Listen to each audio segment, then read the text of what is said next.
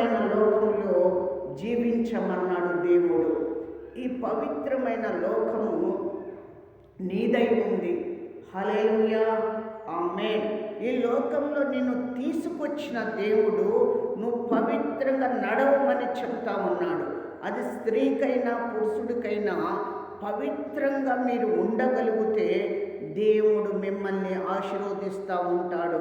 ఈరోజు నీకు ఒక భార్యగా నీ కుటుంబానికి వచ్చినప్పుడు అందరినీ బంధాలు విడిచిపెట్టుకొని నీ కొరకు వచ్చి నీ బిడ్డలకు తల్లిగా మారి నీ కుటుంబంలో పని చేసుకుంటా ఒక పాత్రగా ఆ స్త్రీ మారినప్పుడు నువ్వు జాగ్రత్త కలిగి సంపాదనని ఇంటికి తెచ్చుకోవాలి.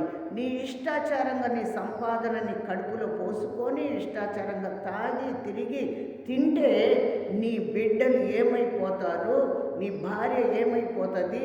చాలా జాగ్రత్త కలిగి జాగ్రత్తగా మసులుకుంటే నీ పవిత్రమైన జాగ్రత్త కలిగి దేవుడే నిన్ను దీవిస్తున్నాడు. హల్లెలూయా, ఆమేన్.